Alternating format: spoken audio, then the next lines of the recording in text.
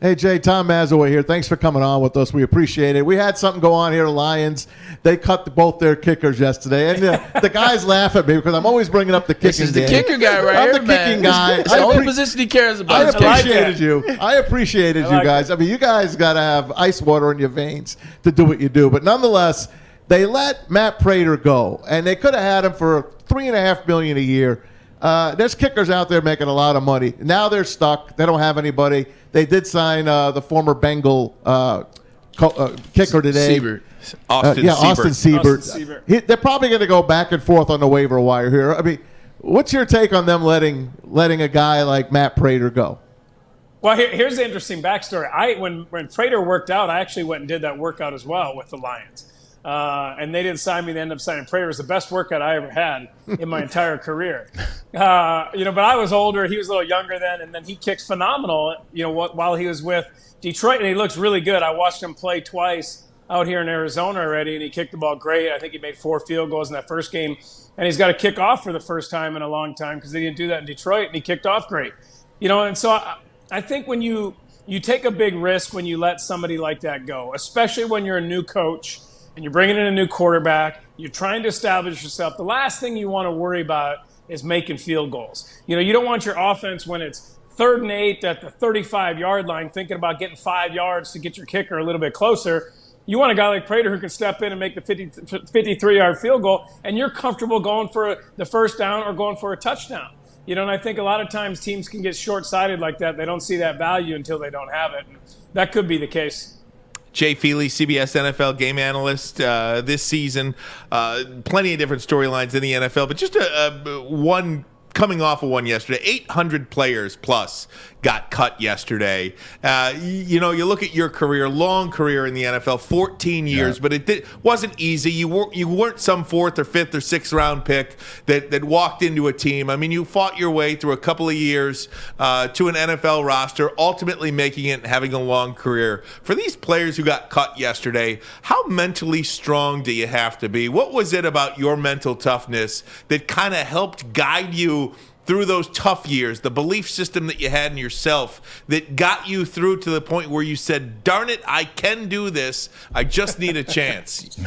Well, I got a chance to talk to the University of Michigan football team a couple weeks ago. And, one of the things I told them was I was never the best kicker. I couldn't kick it the farthest. I wasn't the most accurate. But what set me apart was the ability to handle failure and the ability to be mentally tough. And when you get cut, when somebody tells you you're not good enough to be here, you get fired from a job.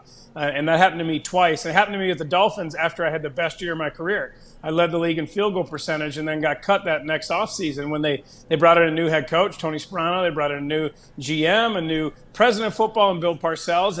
And they kind of did what the Lions did with Prater. Like, we don't want to spend the money in this situation anymore at this position. And all of a sudden, I remember I'm sitting at home week 1 and not on a team, and I'm like, how did this happen? How did I just have the best year of my career, and I'm not on a team right now? And then sure enough, halftime of that game, Nugent gets hurt for the Jets, and I get a call from Mike Tannenbaum, and I'm literally like 20 minutes away, and I'm joking with him. I'm like, hey, I can be there by halftime. Like, I can play in the second half. Let's go. Against the Dolphins, that'd be great. But I was on a plane that afternoon and flew up to New York, and that's how quick it can happen. But you have to have the fortitude to continue to believe in yourself, to not allow getting cut, not allow being fired to shake your foundation of belief. Then you have to have the will and the desire to keep working out, because you don't know if it's a week, a month. The last year of my career, I didn't play the first half of the season, and then I come in and step in for the Bears at the end of the year. So I think each guy is different. For me, being mentally tough was all about disciplining your mind, especially in game.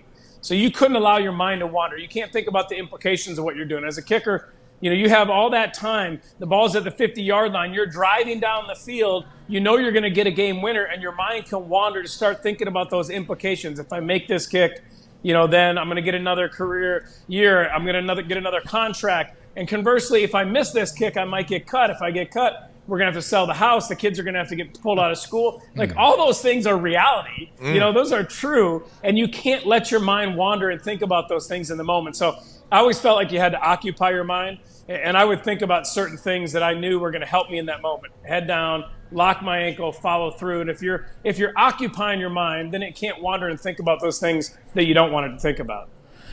My man Jay Feely, former teammate, now CBS analyst, in the booth this year, no longer on the sideline. Let me ask you a question, Jay. Now that you're an individual that always knows football. I've been on a couple teams, and the kickers, they tend to talk about kicking sometimes, and they don't care about the other things. But you're an individual that always talks about offense, defense. You knew the game, your schematics. You knew it. You knew what we were doing wrong, or you always had good insight. Like, how good is it going to be this year to be in the booth and to kind of talk about the game and show people like how much your knowledge is of the game itself, and not just special teams? It'll be a lot of fun, Braylon. It's been fun, the last few years to do 3-4 games a year in the NFL, and I did 4 years in college to kind of prove myself, and you have to do that. Everybody looks at you and they say, well, you're a kicker. What do you know about offense or defense? And so you have to go out there and you have to prove that you have the knowledge and continue to garner that knowledge and try to educate yourself as much as you can. Sometimes I love the coaches' meetings more than anything else in this job. To be able to sit down with these different coaches, head coaches, coordinators, and talk to them about why they do, what they're trying to accomplish, what they're looking at, how they're trying to scheme things up. Like a guy like Brandon Staley going out, with the Chargers this year, taking a defense that will be totally different than Gus Bradley, what they had last year, and trying to bring that multiplicity to that defense. Those kind of things excite me. And one of the things I think I did a good job of during my career was, when you go kick in a 2.5, 3 hour practice, you kick for 30 minutes and then you get to the point of diminishing return. You can't continue to kick. And so you have the rest of that practice to do whatever you want. So I would go around and I'd talk to the coaches. I'd talk to the GMs. I'd talk to our owners. I'd watch the wide receivers and DBs do one-on-ones. I'd go watch offense, defensive line and really listen and learn as much as I could and kind of soak up that information. So, for me, it was great because I had 14 years to be able to go wherever I wanted all day during practice, and kind of garner all that information. And, it was pretty cool. And you develop those relationships, and certainly those relationships help you when you start calling games. So what were we paying you for? If you were just out there as a spectator, what were we paying you for? I was getting ready for my next job. I was already thinking ahead. I see. I like it. Hey, Jay, you're hooked up with a very good broadcaster, a young kid from Jersey, Sparrow Didis. He is. Yeah. I look at all the games and I'm like, I want to see who's broadcasting each game. I'm an announcers kind of guy. Loved Howard Cosell growing up. That's why I got in this business. But you're with a good guy, man. You guys are going to be on the upswing. Spear's great. He is. I call him. He's the original Greek freak. Exactly. Spiro came first. There we go. Exactly. Hey, Jay, can we keep it through a 30-second pause? 30-second pause, and then I want to ask you about the Michigan Wolverines and a couple of other thoughts here. Oh, yeah. I'm lathering up. Get ready, baby. Get ready. 30-second pause.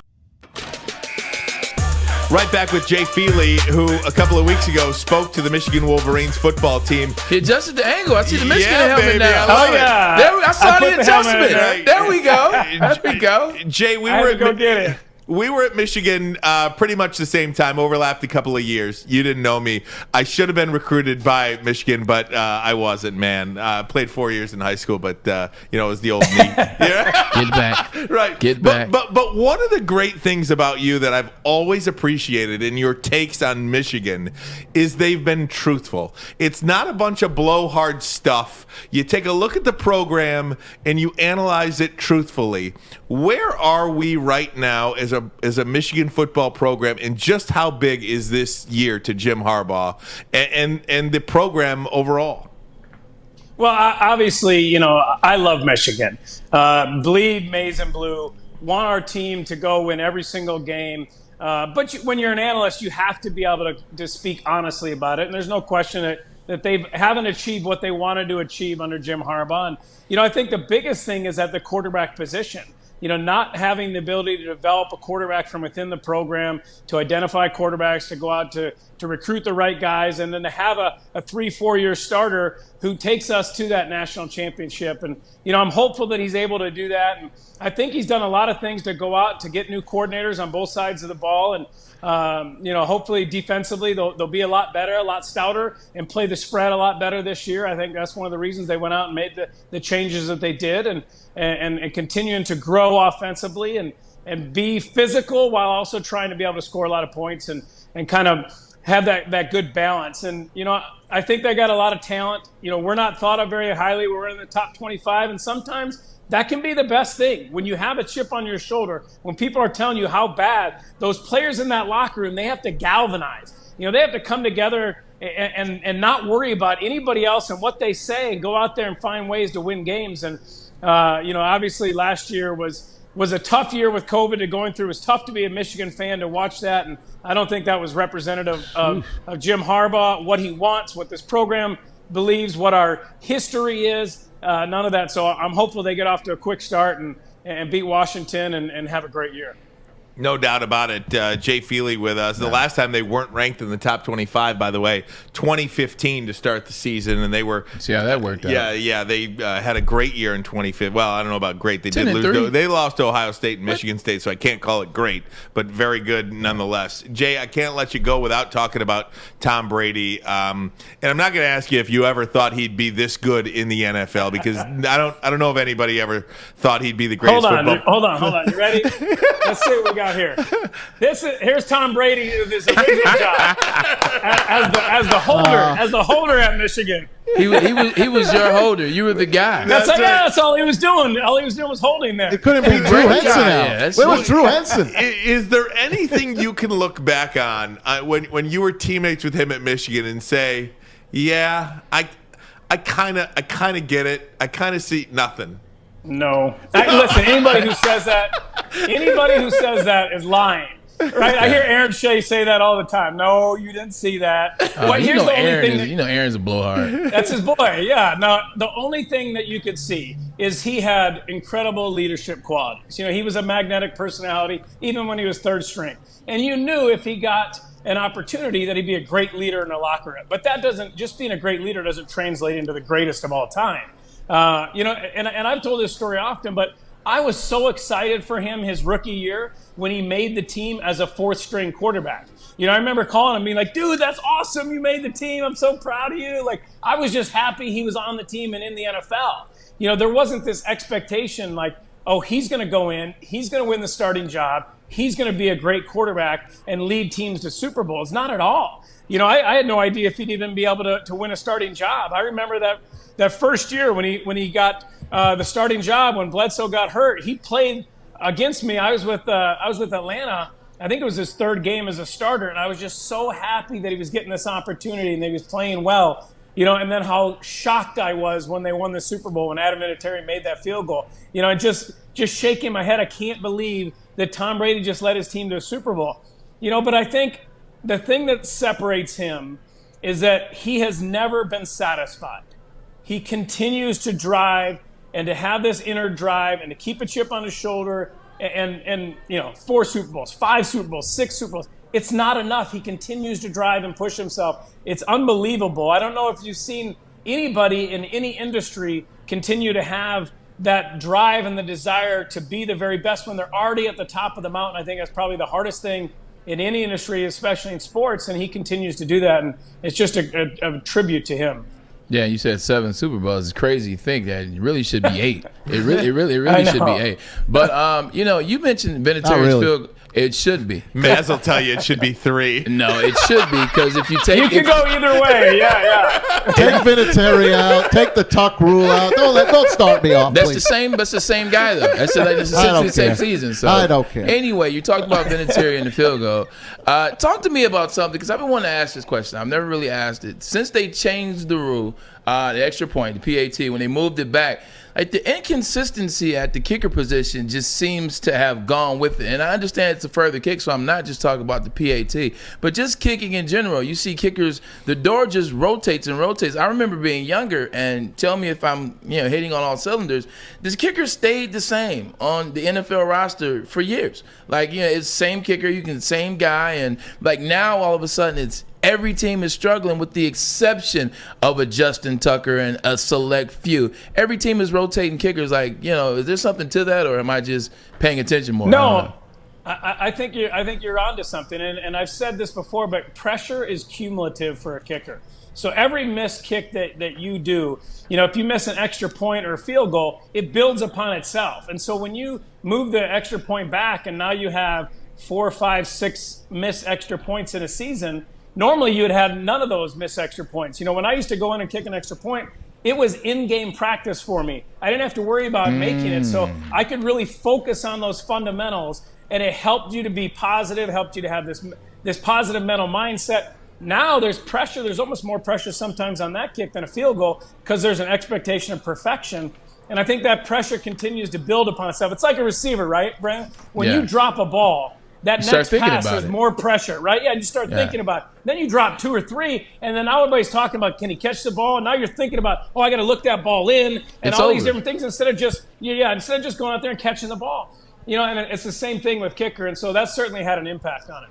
Hey, as the kicking expert here on the show, Jay, I've got to get my question in. I need your Mount Woodward of NFL kickers all time. What's your top 5 favorites or best? All right. So right now, Adam Vinatieri is the best of all time because of what he did in those clutch moments, the longevity in his career. I'd probably put Jan Stenerud up there. Jan's in the Hall of Fame. His percentage is different than everybody else's. I think it's 69%. But that's in a different era, different fields, different balls, different everything.